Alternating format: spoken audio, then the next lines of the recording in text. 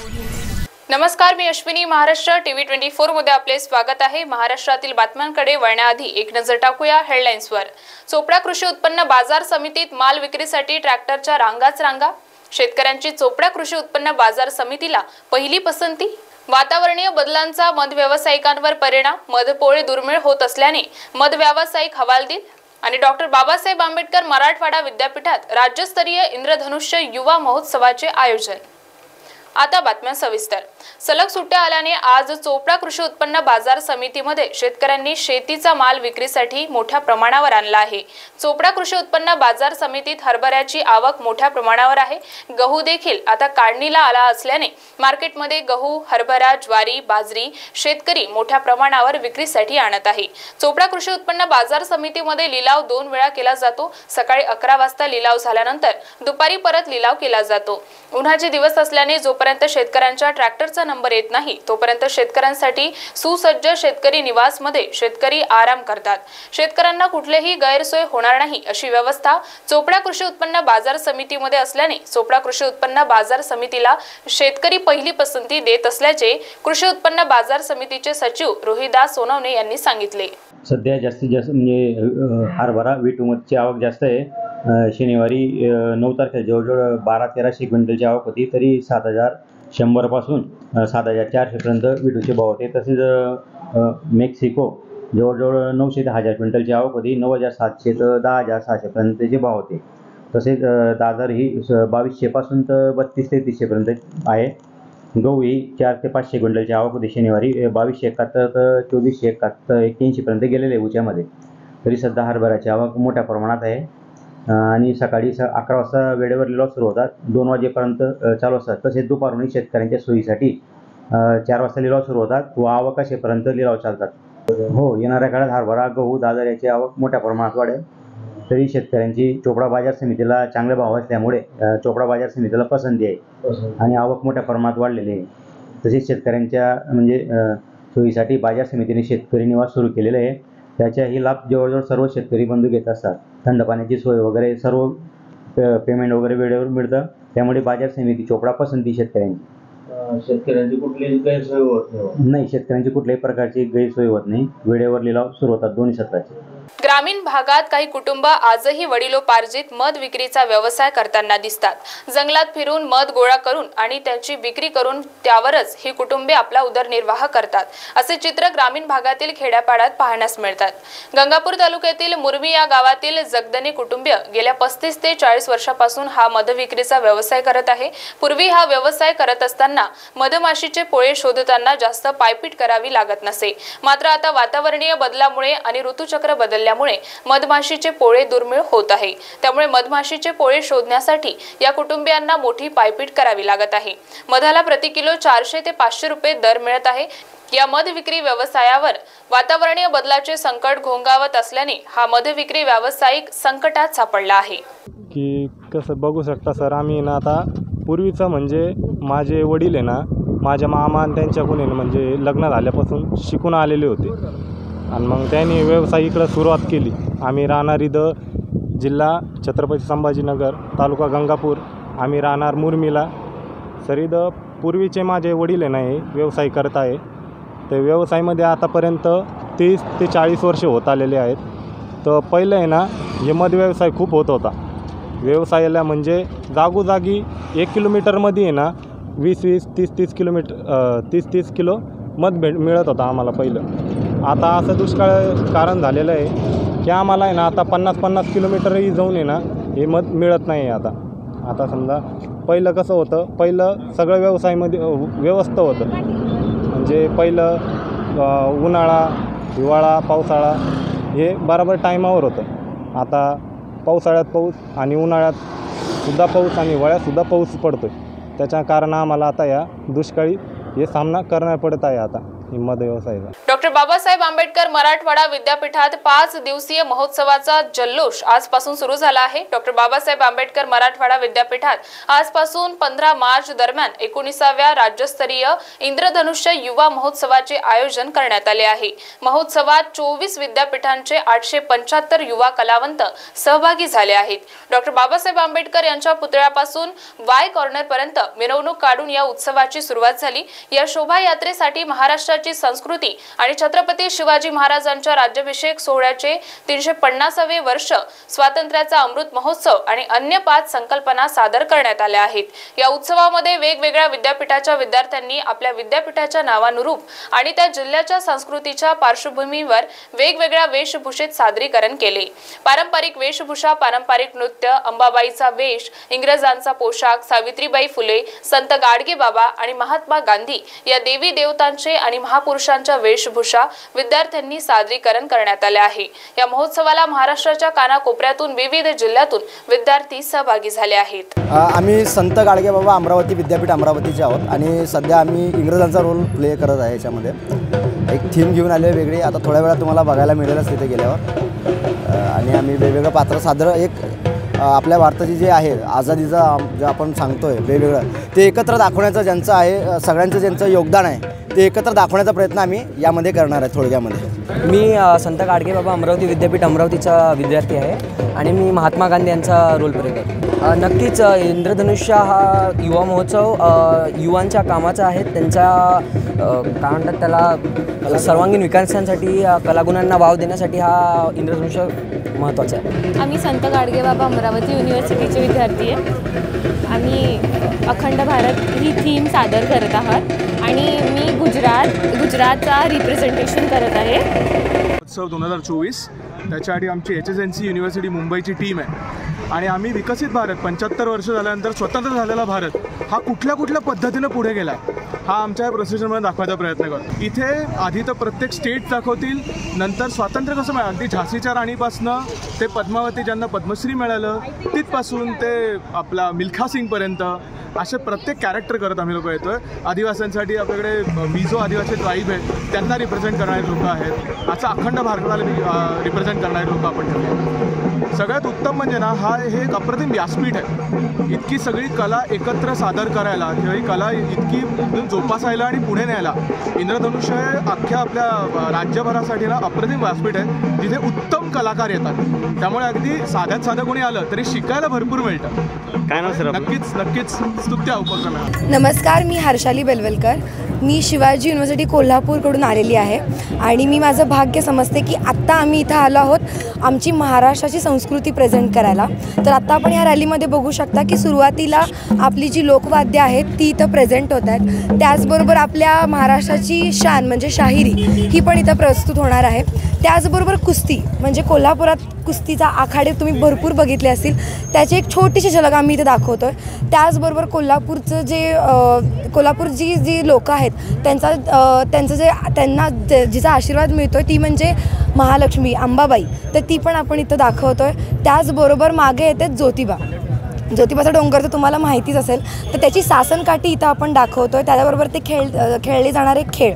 त्याच्या पाठोपाठ येत आहेत आपले शाहू महाराज ज्यांनी या कोल्हापूरची शान अजून वाढवली आणि त्याच्या पाठीमागे आहेत आपल्या महाराणी ताराराणीजी, तर त्यांचं पण आपण प्रस्तुत करतो आहे. त्याच्याबरोबर जे आपले मर्दानी खेळ खेळले जातात ते मर्दानी खेळ आपण दाखवतो आहे, जे खेळत आहेत आपल्या मुली, तर ते सगळं आम्ही प्रस्तुत करतो आहे. आणि ह्याच शेवटी महाराष्ट्राची शान म्हणजे लावणी ही पण आपण इथं प्रस्तुत करत आहोत.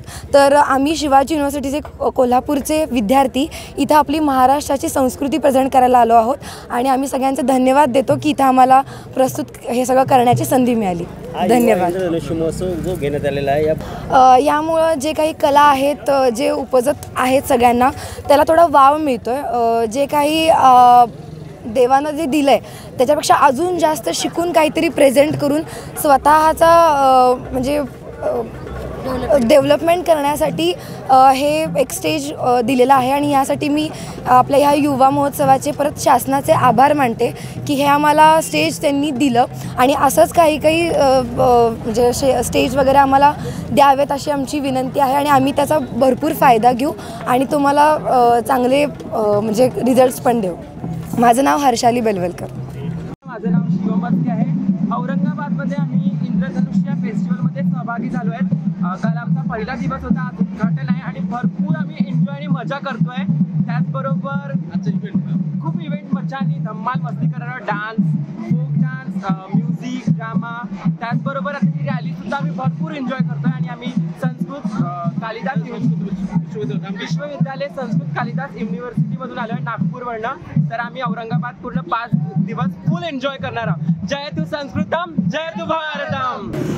नमस्कार, आम्ही शिवाजी विद्यापीठ कोल्हापूर. आम्ही आमच्या रॅलीमध्ये आमच्या कोल्हापूरचं संस्कृती आहे ती दाखवतो आहे. त्याच्यामध्ये मूळतः आपली शाहिरी परंपरा, त्याच्यानंतर लावणी, कुस्तीची परंपरा जी आहे, त्याच्याबरोबरच आमचं कोल्हापूरचं जे आराध्य दैवत आहे आई अंबाबाई आणि पन्हाळ्याचा ज्योतिबा, त्याच्याबरोबर त्याची सासनकाठी जी आहे ती संस्कृती जी आहे. त्याचबरोबर रणांगणी ताराबाई यांचंही दाखवतो आम्ही आणि शाहू महाराज याच्या रॅलीमध्ये आम्ही या सगळ्या गोष्टींचा समावेश केलेला आहे. आणि त्याच पद्धतीनं आमच्या कोल्हापूरच्या प्रसिद्ध असलेला गूळ, कोल्हापुरी पायतानं, याही गोष्टींचा सगळ्यांचा आम्ही आमची कोल्हापूरची संस्कृती दाखवतो या सगळ्यामध्ये. आपण बघाल, तुम्हाला खूप छान वाटेल बघताना. परफॉर्मन्स बघा तिथे 4 मिनिटांचा जो असणार आहे जजच्या समोर, तो बघा, तुम्हाला खूप मजा येईल आणि कोल्हापूरची संस्कृती कळेल. मी मार्गदर्शक शिवाजी विद्यापीठाचा संदीप जंगम. बातम्यांमध्ये वेळ झाली आहे छोट्याशा विश्रांतीची. बघत रहा महाराष्ट्र टीव्ही 24. आंखों की संपूर्ण देखभाल के लिए मध्य भारत का जाना माना नाम माधव नेत्रालय. यहाँ आंखों की पूरी तरीके की जांच के साथ सभी प्रकार के ऑपरेशन किए जाते हैं. मोतिया बिंदु, काज बिंदु, रेटिना, साथ ही कॉर्निया के उपचार भी होते हैं. तिरछेपन और युवाओं में चश्मा हटाने का ऑपरेशन भी आधुनिक लेजर तरीके से होता है. आंखों की सभी समस्याओं व अधिक जानकारी के लिए संपर्क करें माधव नेत्रालय, साई मंदिर के पास, Gajanan Nagar T point, Ajni, Nagpur.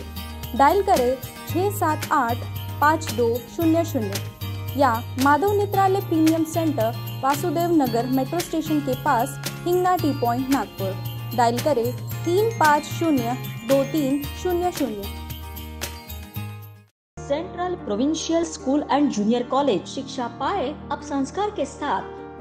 Day boarding and residential school. Facilities, library, laboratories, computer room, digital classrooms, music, vocal and instrumental, dance, classical and western, sports, indoor and outdoor. Central Provincial School and Junior College, 38 Vedahari, Outer Ring Road, Post Besa, Nagpur. Our branches at Rameshwari and Vedahari. Contact number 7276066999 and 7276055999. Central Provincial School and Junior College. विश्रांतीनंतर वळूया समोरील बातम्यांकडे. जामनेर येथे राज्याचे ग्रामविकास मंत्री गिरीश महाजन यांच्या प्रयत्नांनी वाघूर धरणातील पाण्याचा उपसा करून तो तालुक्यातील शेतकऱ्यांच्या थेट बांधापर्यंत पोहोचवणारी वाघूर उपसा सिंचन योजना पूर्णत्वास आली आहे.